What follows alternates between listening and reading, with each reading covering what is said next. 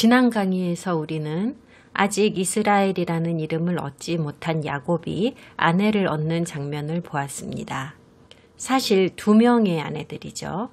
2 자매인 레아와 라헬입니다. 전에는 야곱이 자기 아버지를 속였었는데 이번에는 그의 장인인 라반이 음모를 꾸며 야곱을 속입니다. 우리가 인생을 살아가면서 사람들에게 지은 죄를 다른 누군가로 하여금 똑같은 죄로 나에게 갚게 허락하시는 하나님을 보면 정말 놀라울 때가 있습니다. 야곱은 자기가 형인 에서보다 더 좋은 최고의 축복을 받고 싶어서 아버지인 이삭을 교묘하게 속였습니다.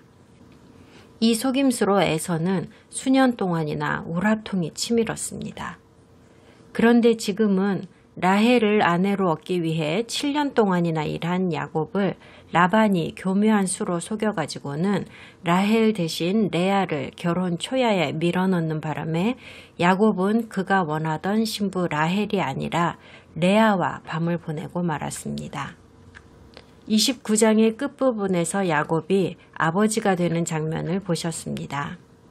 29장의 주요 내용은 레아가 야곱에게 아들 넷을 낳아주었다는 것이었습니다.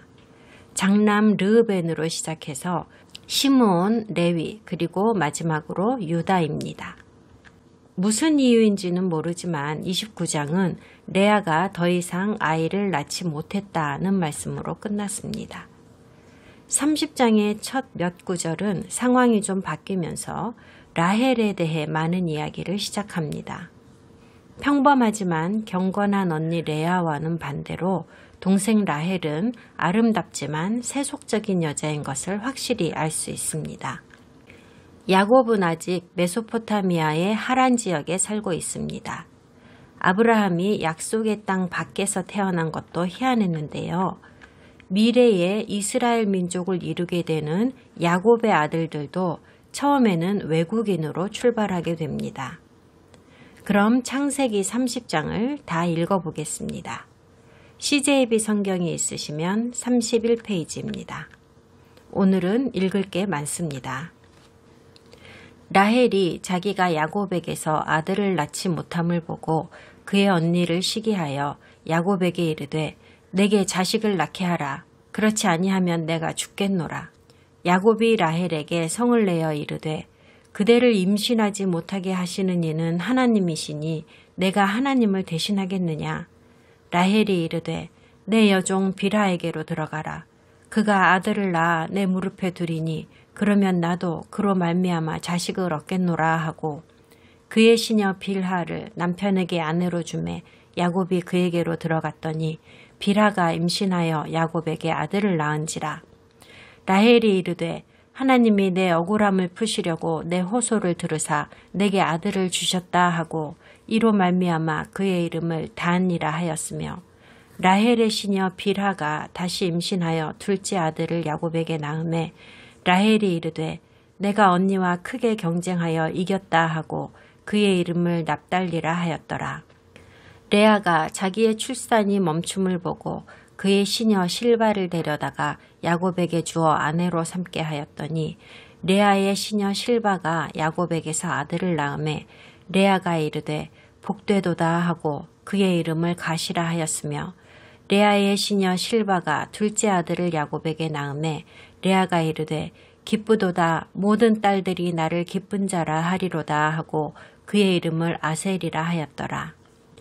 밀 거둘 때 르우벤이 나가서 들에서 합 한 채를 얻어 그의 어머니 레아에게 드렸더니 라헬이 레아에게 이르되 언니의 아들의 합 한 채를 청구하노라.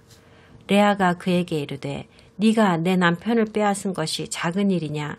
그런데 네가 내 아들의 합 한 채도 빼앗고자 하느냐. 라헬이 이르되 그러면 언니의 아들의 합 한 채 대신에 오늘 밤에 내 남편이 언니와 동침하리라 하니라. 저물 때에 야곱이 들에서 돌아오매 레아가 나와서 그를 영접하며 이르되 내게로 들어오라. 내가 내 아들의 합 한 채로 당신을 샀노라. 그 밤에 야곱이 그와 동침하였더라. 하나님이 레아의 소원을 들으셨으므로 그가 임신하여 5째 아들을 야곱에게 낳은지라. 레아가 이르되 내가 내 시녀를 내 남편에게 주었으므로 하나님이 내게 그 값을 주셨다 하고 그의 이름을 이사가리라 하였으며 레아가 다시 임신하여 6째 아들을 야곱에게 낳은지라. 레아가 이르되 하나님이 내게 후한 선물을 주시도다. 내가 남편에게 6 아들을 낳았으니 이제는 그가 나와 함께 살리라 하고 그의 이름을 스불론이라 하였으며 그 후에 그가 딸을 낳고 그의 이름을 디나라 하였더라. 하나님이 라헬을 생각하신지라. 하나님이 그의 소원을 들으시고 그의 태를 여셨으므로 그가 임신하여 아들을 낳고 이르되 하나님이 내 부끄러움을 씻으셨다 하고 그 이름을 요셉이라 하니 여호와는 다시 다른 아들을 내게 더하시기를 원하노라 하였더라. 라헬이 요셉을 낳았을 때에 야곱이 라반에게 이르되 나를 보내어 내 고향 나의 땅으로 가게 하시되 내가 외삼촌에게서 일하고 얻은 처자를 내게 주시어 나로 가게 하소서. 내가 외삼촌에게 한 일은 외삼촌이 아시나이다.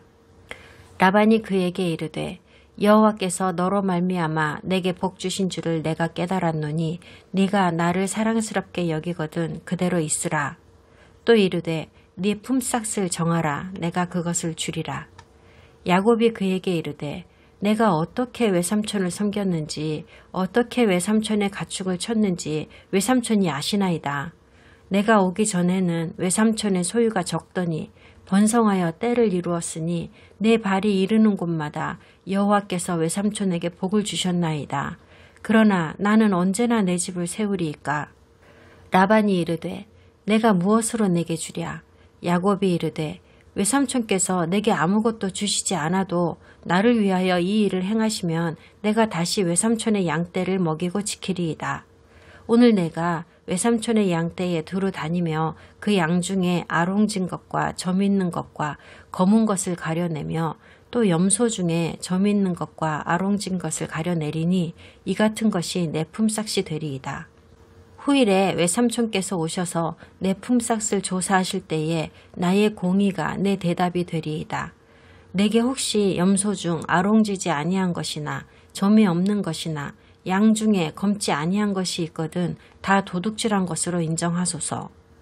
라반이 이르되 내가 네 말대로 하리라 하고 그날에 그가 순염소 중 얼룩무늬 있는 것과 점 있는 것을 가리고 암염소 중 흰바탕에 아롱진 것과 점 있는 것을 가리고 양 중에 검은 것들을 가려 자기 아들들의 손에 맡기고 자기와 야곱의 사이를 사흘길이 뜨게 하였고 야곱은 라반의 남은 양떼를 치니라. 야곱이 버드나무와 살구나무와 신풍나무의 푸른 가지를 가져다가 그것들의 껍질을 벗겨 흰 무늬를 내고 그 껍질 벗긴 가지를 양떼가 와서 먹는 개천의 물구유에 세워 양떼를 향하게 하매 그 떼가 물을 먹으러 올 때에 새끼를 베니 가지 앞에서 새끼를 뱀으로 얼룩얼룩한 것과 점이 있고 아롱진 것을 낳은지라. 야곱이 새끼 양을 구분하고 그 얼룩무늬와 검은 빛 있는 것을 라반의 양과 서로 마주보게 하며 자기 양을 따로 두어 라반의 양과 섞이지 않게 하며 튼튼한 양이 새끼 뵐 때에는 야곱이 개천에다가 양떼의 눈앞에 그 가지를 두어 양이 그 가지 곁에서 새끼를 베게 하고 약한 양이면 그 가지를 두지 아니하니 그렇게 함으로 약한 것은 라반의 것이 되고 튼튼한 것은 야곱의 것이 된지라. 이에 그 사람이 매우 번창하여 양떼와 노비와 낙타와 나귀가 많았더라. 라헬은 아름다웠고 그 아름다움으로 남편 야곱의 마음을 끌었으며 사랑을 독차지하였지만 이런 라헬에게도 언니 레아를 질투할 만한 일이 딱 하나 있었습니다. 야곱은 자기 인생에서 레아를 늘 뒷전으로 생각하고 있었지만 출산의 능력에서만큼은 그렇지 않았습니다. 심퉁맞은 어린아이처럼 라헬은 자기가 아이를 갖지 못하는 것을 남편 탓으로 돌립니다. 야곱은 자기 책임이 아니라고 말하지요. 그리하여 라헬은 자기 할머니인 사라의 삶을 모방하여 자기의 여종을 야곱에게 대리모로 줍니다. 그리고 우리는 여기서도 이전에 본 바와 같이 여종을 아내로 주었다는 표현을 봅니다. 하지만 여기서의 아내는 한국식으로 말하자면 첩에 해당하는 의미입니다. 그녀의 신분은 이제 라헬의 여종에서 야곱의 첩으로 상승한 것입니다. 하지만 레아나 라헬 같은 정실의 신분에 도달하는 것은 아니어서 정실의 권리와 명예, 결혼 예식 같은 것을 포함하는 것은 아니고 첩실에 머무르는 수준입니다. 야곱과 레아 그리고 라헬에 관해서 몇 가지 확실하게 짚고 넘어갈 것들이 있습니다. 야곱이 2명의 아내를 택한 것에 대하여 하나님께서도 공식적으로 인정하신 것은 아닙니다. 물론 이삭과 아브라함 때도 마찬가지입니다. 사람들이요, 성경을 보면 하나님께서도 괜찮다고 인정하시는 것 같은데요? 라고 말을 합니다. 아니요, 그렇지 않습니다. 성경은 역사적인 진실과 사건들에 대해서 있는 그대로만 쓰고 있는 것이지 괜찮네, 안 괜찮네 하는 의견은 달지 않았습니다. 이런 구절들은 있었던 사실 그대로 쓰인 것뿐입니다. 하나님은 창세기의 앞부분에서 분명히 남자와 여자 두 사람이 한 몸이 된다고 말씀하셨습니다. 3, 4, 5, 6명이 한 몸이 되는 게 아니라요. 나중에 솔로몬은 1000명까지 거느렸지요. 이래서 성경 전체를 읽고 성경의 모든 부분을 다 공부해야 하는 겁니다.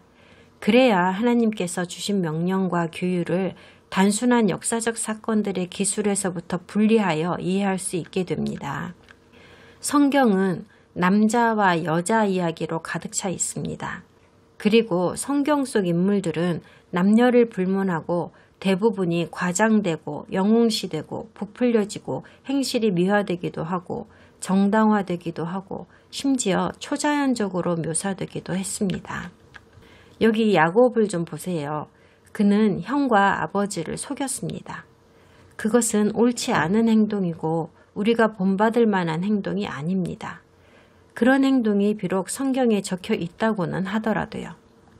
하지만 그는 실제로 그런 짓을 저질렀고 성경은 그가 정말로 그렇게 했다고 담담하고 솔직하게 기술했습니다. 야곱이 아내로 선택한 여인은 레아가 아니었지만 하나님은 그녀를 선택하신 것 같습니다.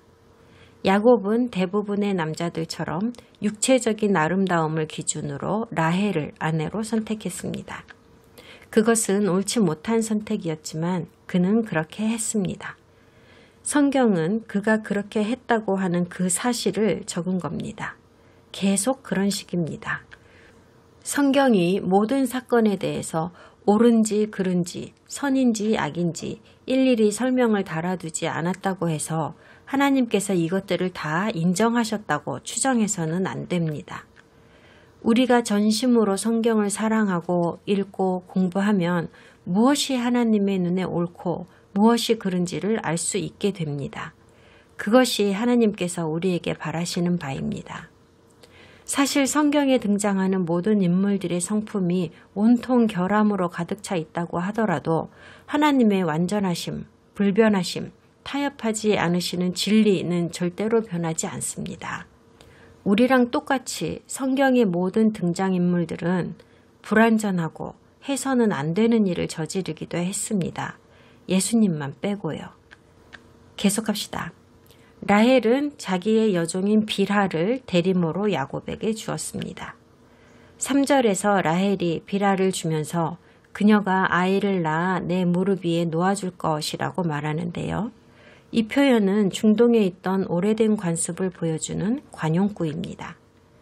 누군가의 무릎 위에 아이를 놓는다고 하는 형식을 통하여 그 아이는 그 사람의 소유라는 것을 보여주는 겁니다. 이것은 법적으로도 유효한 주장입니다. 여기서 여종은 여주인의 대리모로 사용된 것인데 이제 이 아이는 법적으로 정당하게 여주인에게 입양됩니다.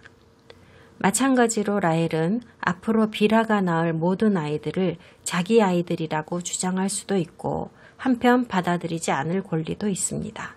그녀가 선택할 수 있어요. 여종이 낳은 아이들이 모두 남편의 아이들이라 할지라도 반드시 라헬이 다 자기 아이들로 삼을 의무는 없습니다. 그러므로 빌하가 이 아이들 외에 다른 딸들도 더 낳았을 수 있을 거라는 걸 짐작할 수 있습니다.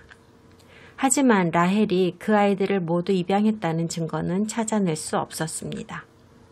빌하는 자기가 낳은 자기 아이들을 자기가 양육할 수 없는 것에 대해 큰 좌절을 느꼈을지도 모릅니다. 하지만 이런 유형의 여종은 좋은 대접을 받고 가족의 일원으로서 사랑받고 보살핌을 받았기 때문에 스스로 자기 아이들을 키우는 것도 허락이 되었을 것이라고 상상할 수는 있습니다. 창세기에서 이런 이야기를 하는 목적은 이스라엘이 과연 어떻게 생성되었는가를 말하기 위함이기 때문에 아들들에 관해서만 집중적으로 기술을 했고 딸들에 대해서는 그렇지 않습니다. 다만 단 한 명의 예외가 있었지요. 곧 보시게 될 겁니다. 라헬의 여종인 빌하는 이제 야곱의 첩의 신분으로서 라헬의 이름으로 아들을 하나 낳아주었습니다. 그리고 이름을 단이라고 하였습니다. 그 뜻은 심판하다입니다. 오래 걸리지 않아 다른 아들을 또 낳았는데 이름을 납달리라고 하였고 경쟁하다, 씨름하다라는 뜻입니다. 지난 장에서 이유는 알 수 없지만 생산이 멈추었다고 했던 레아는 라헬이 여종을 주고 보상받은 것을 보고는 자기도 똑같이 자기의 여종인 실바를 야곱에게 대리모로 줍니다. 야곱의 연약한 죄성이 여기서 나타납니다. 옳고 그름을 판단하지 못하고 레아가 여종을 첩으로 주자 넙죽 받아들이고 맙니다. 먼저 행운이라는 뜻의 가시, 그리고 행복이라는 뜻의 아셀이 실바에게서 태어납니다. 물론 그들은 레아의 아이들이 되었습니다. 두 자매 사이에서 경쟁이 있었던 것이죠. 그들은 귀하게 여김받는 아들들을 더 많이 낳음으로써 남편의 사랑을 더 많이 받고자 하였습니다. 얼마간 지나서 미신을 잘 믿는 경쟁 관계에 있던 이 두 자매가 한 가지 거래를 하게 됩니다. 레아의 아들 르우벤이 들에 나갔다가 합 한 채를 구했다는데 이 합 한 채는 아마도 최음제 같은 것으로 추정됩니다. 르우벤이 왜 그걸 가져왔을까요? 르우벤은 아버지 야곱이 두 아내 사이를 오가며 동침하는 것을 잘 알고 있었습니다. 하지만 레아는 라헬보다 언제나 후순이었고 이것은 르우벤에게도 참 신경 쓰이는 일이었어요. 엄마인 레아가 속상해하는 일이니까요. 부부관계는 일상에서 꼭 필요한 일이었고 특히 목축을 하는 사람들에게는 아이를 낳고 기르는 일은 매우 중요한 일이어서 르우벤은 엄마를 돕고 싶었습니다. 레아는 이 상황이 공정하지 않다고 아들에게도 불평을 했을 것이고 아들은 합 한 채로 엄마의 불행을 해결할 수 있을 것이라고 생각했을 테죠. 합 한 채라고 번역된 단어는 히브리어로 두다임입니다. 민간요법에서 이것의 최음 성분은 실제로 매우 유용한 약효를 나타내는 것으로 알려져 있어서 일상생활에서 광범위하게 쓰였습니다.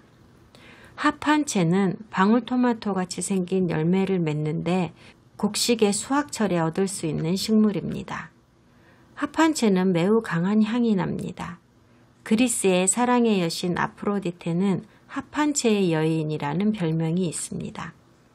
근데 재미난 것이 합 한 채의 히브리어 두다이의 어원은 도다이로 그 뜻은 사랑입니다. 솔로몬은 아가서에서 이 두 단어를 유희적으로 사용했는데요. 그대에게 내 사랑 도다이를 드리겠어요. 합 한 채 두다임이 그 향기를 발휘하고 연결되어 있는 게 보이시나요? 그런데 이제 곧 보시겠지만 성경은 레아와 라헬이 미신으로 맹신하던 우스꽝스러운 이 합 한 채의 효력과는 정반대로 정작 합 한 채를 포기한 레아가 이후에 아들 셋을 낳았다고 하십니다. 결국 합 한 채를 얻은 라헬은 이후로도 수년 동안이나 아이를 낳지 못했습니다. 라헬은 조카 르우벤이 가져온 합 한 채를 보자마자 레아의 심경 따위는 생각하지도 않고 자기도 좀 달라고 합니다. 레아가 말하지요. 그래, 네가 이걸 가지고 내 남편하고 자려고 그러지? 무슨 의미로 이런 말을 했을까요? 레아와 라헬이 머리싸움을 하고 있습니다. 결국 레아는 합 한 채를 라헬에게 주는 조건으로 그날 밤 야곱과 잠을 자게 되었습니다. 어른들만 알 수 있는 이야기군요. 어쨌든 레아는 다시 임신을 했고 이사가를 낳았습니다.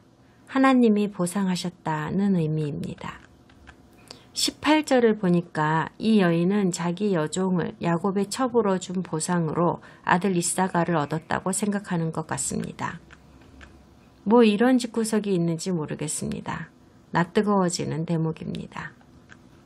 어쨌든 레아는 야곱에게 또 다른 아들 스불론을 낳아주었습니다. 함께 살다는 의미입니다. 왜 이런 이름을 지었다고 하죠?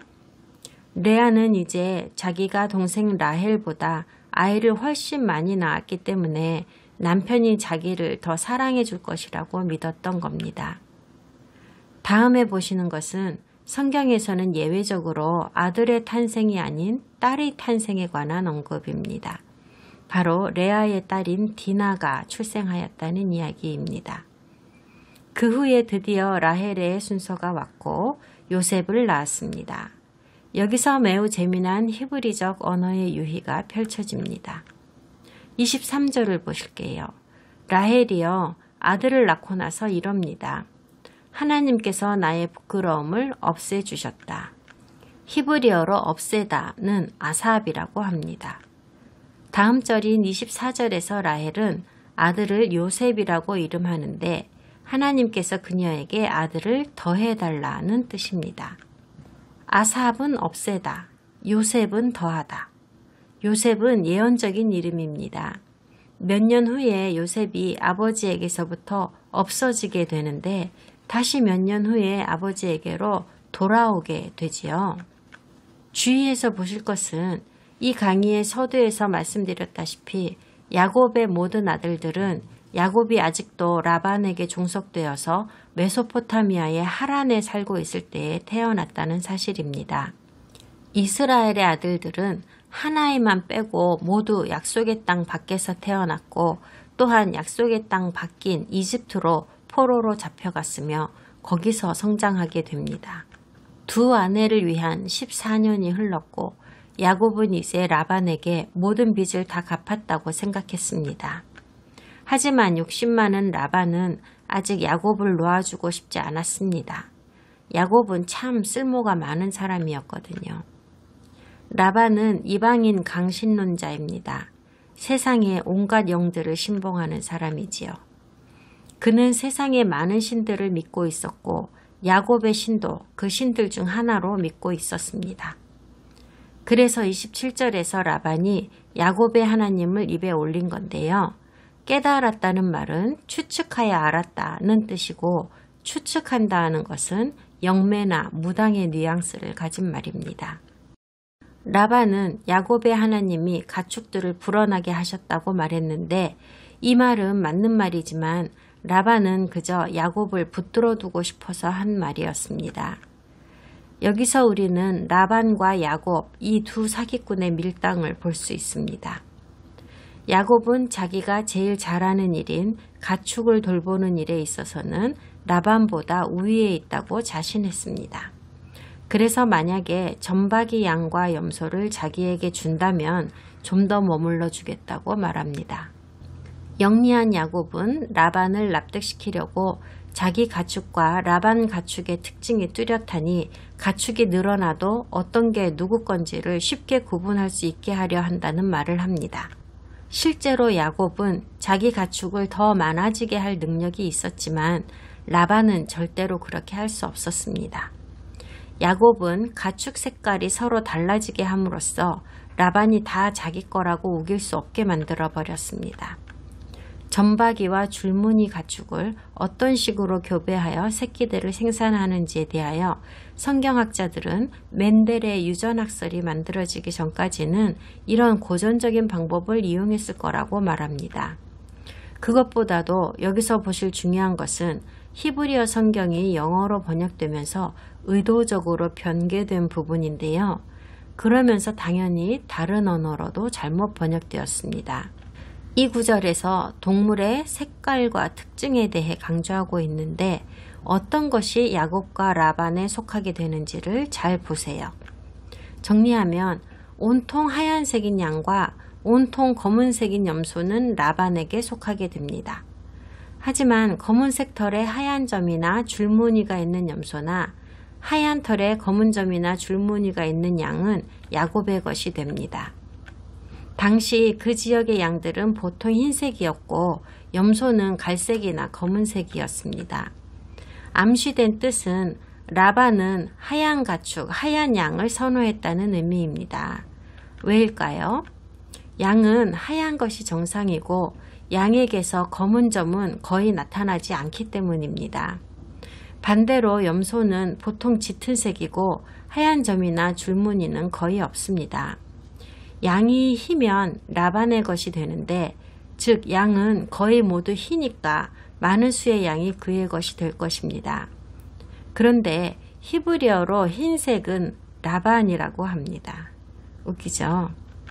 야곱의 장인의 이름은 흰색이고 모든 흰색 가축은 흰색이라는 이름의 남자에게 속하게 됩니다. 라반이 당연히 기대하고 있는 것은 하얀 양이 점박이 양보다 월등히 많을 것이라는 점과 검은 염소가 점박이 염소보다 훨씬 많을 것이라는 점이죠. 그런데 점박이 염소와 점박이 양이 하얀 양이나 검은 염소보다 훨씬 불어나자 라반은 화가 났습니다. 하얀 점과 줄무늬의 염소는 야곱이 라반보다 좋은 것을 택하였다는 것을 증명하는 꼴이 되었습니다. 노골적으로 라반을 모욕하는 결과가 되었고 결국 상처가 골마 터질 지경이 되었습니다. 라반이 매일매일 이 꼴을 보아야 했으니까요. 결국 야곱은 라반보다 훨씬 많은 가축을 소유하게 되었고 큰 부자가 되었습니다. 종이 주인보다 커졌습니다. 라반의 부족과 계속 성장하고 있는 야곱의 부족 간의 갈등은 이미 시작되어 있었고 이 일로 문제가 악화되었습니다. 그럼 창세기 31장으로 넘어가겠습니다. CJB 성경이 있으시면 33페이지입니다. 야곱이 라반의 아들들이 하는 말을 들은즉 야곱이 우리 아버지의 소유를 다 빼앗고 우리 아버지의 소유로 말미암아 이 모든 재물을 모았다 하는지라. 야곱이 라반의 안색을 본즉 자기에게 대하여 전과 같지 아니하더라. 여호와께서 야곱에게 이르시되 내 조상의 땅 내 족속에게로 돌아가라. 내가 너와 함께 있으리라 하신지라. 야곱이 사람을 보내어 라헬과 레아를 자기 양떼가 있는 들로 불러다가 그들에게 이르되 내가 그대들의 아버지의 안색을 본즉 내게 대하여 전과 같지 아니하도다. 그러할지라도 내 아버지의 하나님은 나와 함께 계셨느니라. 그대들도 알거니와 내가 힘을 다하여 그대들의 아버지를 섬겼거늘 그대들의 아버지가 나를 속여 품삯을 10번이나 변경하였느니라. 그러나 하나님이 그를 막으사 나를 해치지 못하게 하셨으며 그가 이르기를 점 있는 것이 네 삭시 되리라 하면 온 양떼가 낳은 것이 점 있는 것이요 또 얼룩무늬 있는 것이 내 삭시 되리라 하면 온 양떼가 낳은 것이 얼룩무늬 있는 것이니 하나님이 이같이 그대들의 아버지의 가축을 빼앗아 내게 주셨느니라. 그 양떼가 새끼 뵐 때에 내가 꿈에 눈을 들어보니 양떼를 탄 순양은 다 얼룩무늬 있는 것과 점 있는 것과 아롱진 것이었더라. 꿈에 하나님의 사자가 내게 말씀하시기를 야곱아 하기로 내가 대답하기를 여기 있나이다 하매 이르시되 내 눈을 들어보라. 양떼를 탄 순양은 다 얼룩무늬 있는 것, 점 있는 것과 아롱진 것이니라. 라반이 내게 행한 모든 것을 내가 보았노라. 나는 베델의 하나님이라. 네가 거기서 기둥에 기름을 붓고 거기서 내게 서원하였으니 지금 일어나 이곳을 떠나서 내 출생지로 돌아가라 하셨느니라. 라헬과 레아가 그에게 대답하여 이르되 우리가 우리 아버지 집에서 무슨 분깃이나 유산이 있으리요. 아버지가 우리를 팔고 우리의 돈을 다 먹어버렸으니 아버지가 우리를 외국인처럼 여기는 것이 아닌가.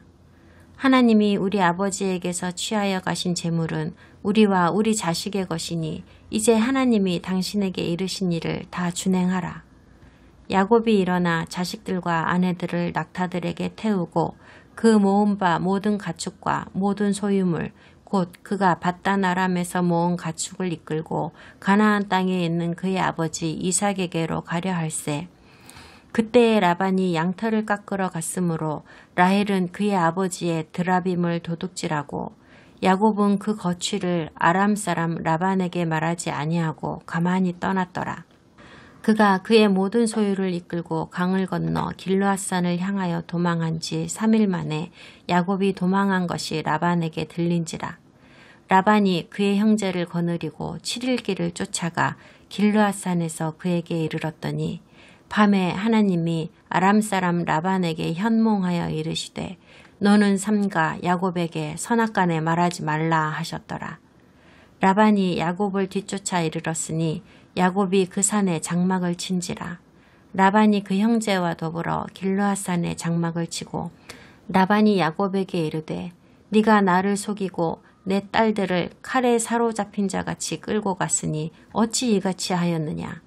내가 즐거움과 노래와 북과 수금으로 너를 보내겠거늘 어찌하여 네가 나를 속이고 가만히 도망하고 내게 알리지 아니하였으며 내가 내 손자들과 딸들에게 입맞추지 못하게 하였으니 내 행위가 참으로 어리석도다.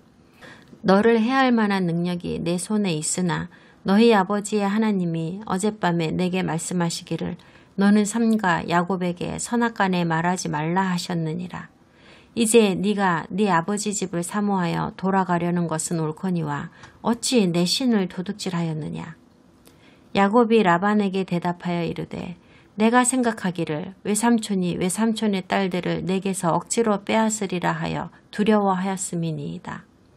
외삼촌의 신을 누구에게서 찾든지 그는 살지 못할 것이요 우리 형제들 앞에서 무엇이든지 외삼촌의 것이 발견되거든 외삼촌에게로 가져가소서 하니 야곱은 라헬이 그것을 도둑질한 줄을 알지 못함이었더라.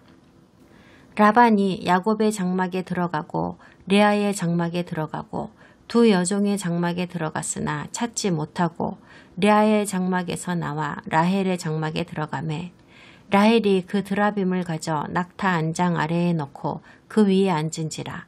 라반이 그 장막에서 찾다가 찾아내지 못하매 라헬이 그의 아버지에게 이르되 마침 생리가 있어 일어나서 영접할 수 없사오니 내 주는 노하지 마소서 하니라.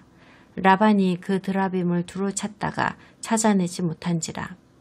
야곱이 노하여 라반을 책망할세. 야곱이 라반에게 대답하여 이르되 내 허물이 무엇이니까 무슨 죄가 있기에 외삼촌께서 내 뒤를 급히 추격하나이까. 외삼촌께서 내 물건을 다 뒤져보셨으니 외삼촌의 집안 물건 중에서 무엇을 찾아내었나이까. 여기 내 형제와 외삼촌의 형제 앞에 그것을 두고 우리 둘 사이에 판단하게 하소서. 내가 이 20년을 외삼촌과 함께 하였거니와 외삼촌의 암양들이나 암염소들이 낙태하지 아니하였고 또 외삼촌의 양떼의 순양을 내가 먹지 아니하였으며 물려 찢긴 것은 내가 외삼촌에게로 가져가지 아니하고 낮에 도둑을 맞았든지 밤에 도둑을 맞았든지 외삼촌이 그것을 내 손에서 찾았으므로 내가 스스로 그것을 보충하였으며 내가 이와 같이 낮에는 더위와 밤에는 추위를 무릅쓰고 눈 붙일 겨를도 없이 지냈나이다. 내가 외삼촌의 집에 있는 이 20년 동안 외삼촌의 두 딸을 위하여 14년, 외삼촌의 양떼를 위하여 6년을 외삼촌에게 봉사하였거니와 외삼촌께서 내 품삯을 10번이나 바꾸셨으며 우리 아버지의 하나님, 아브라함의 하나님, 곧 이삭이 경외하는 이가 나와 함께 계시지 아니하셨더라면 외삼촌께서 이제 나를 빈손으로 돌려보내셨으리이다마는 하나님이 내 고난과 내 손의 수고를 보시고 어젯밤에 외삼촌을 책망하셨나이다. 라반이 야곱에게 대답하여 이르되 딸들은 내 딸들이요 자식들은 내 자식이요 양떼는 내 양떼요 네가 보는 것은 다 내 것이라. 내가 오늘 내 딸들과 그들이 낳은 자식들에게 무엇을 하겠느냐. 이제 오라. 나와 네가 언약을 맺고 그것으로 너와 나 사이에 증거를 삼을 것이니라.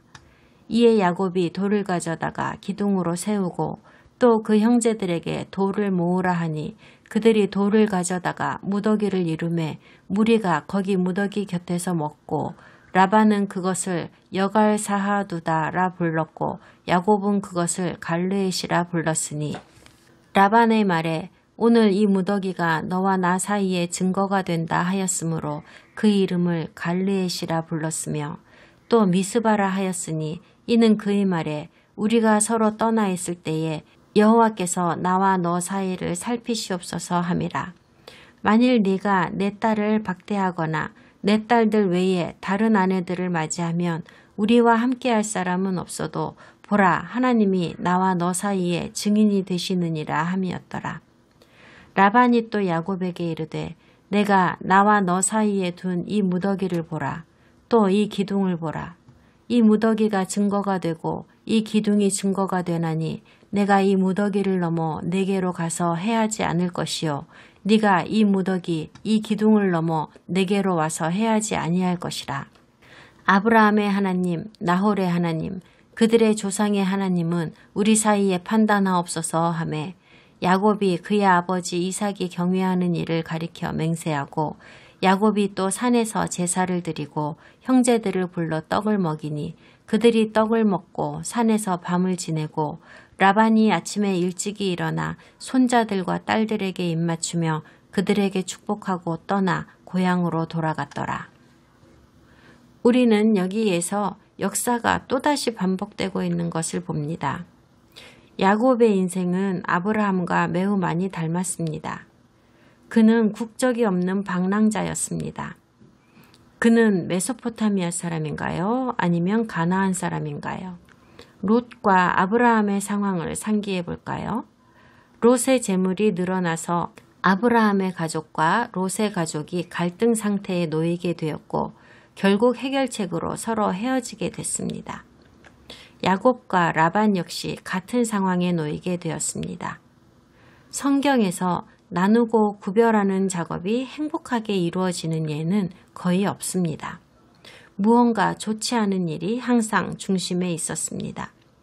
나누고 구별하는 작업이 일어나게 되는 것은 우리의 나쁜 선택과 이기심, 죄, 그리고 제대로 통제하지 못한 채 살아가는 하루하루의 평범한 우리의 삶 자체가 원인이라는 것을 알아야 합니다. 기독교인들은 상투적으로 하나님은 불완전한 인간을 선택하셔서 하나님의 완전한 의를 이루신다고 말하기를 좋아합니다. 하지만 솔직히 하나님과 함께 일할 만한 완전한 사람이 존재하기는 하겠습니까?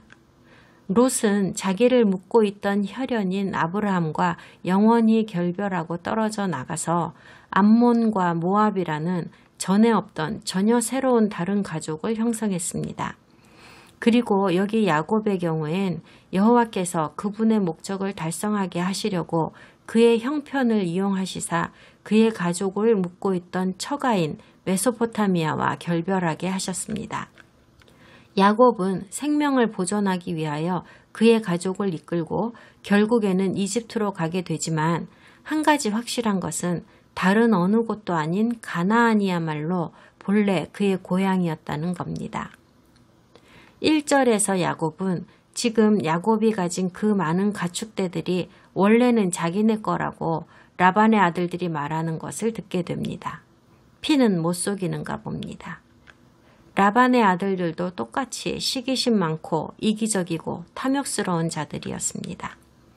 오랫동안 복종해온 야곱은 라반의 가족들의 행동은 절대 변하지 않을 것이라는 것을 깨달았고 이제는 떠날 때가 되었다고 판단했습니다.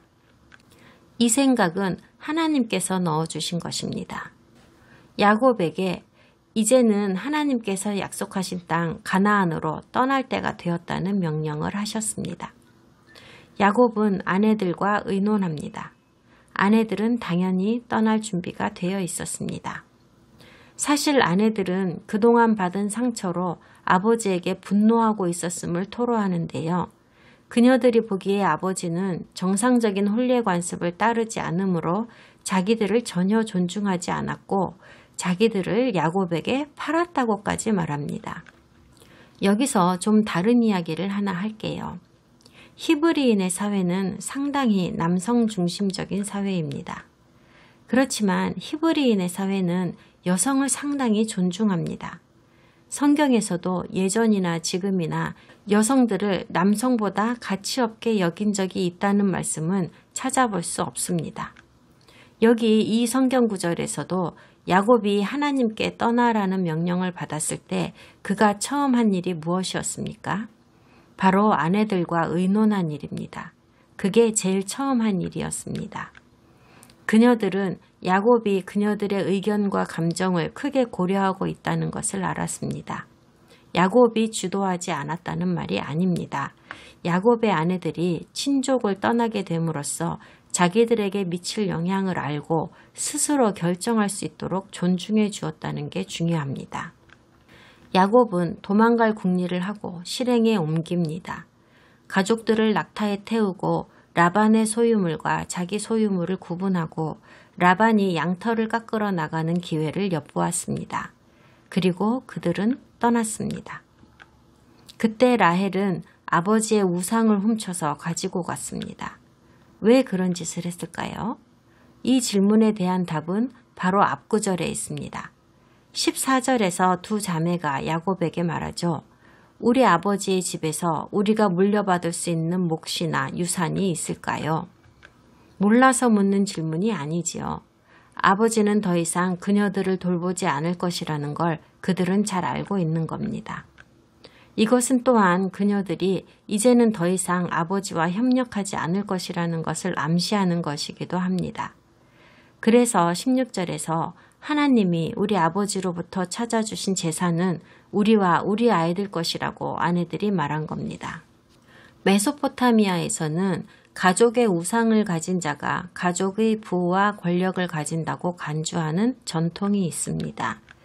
라헬은 아버지의 우상을 훔침으로써 아버지가 죽고 난 후에 가족의 유산을 자기가 차지하려는 의도가 있었습니다. 그녀는 그것을 가지고 있다가 라반이 무덤에 들어갈 때 가족들 앞에서 유언장이 공개되는 시점에 그것을 개인 금고의 열쇠처럼 활용하려는 심산이었을 겁니다.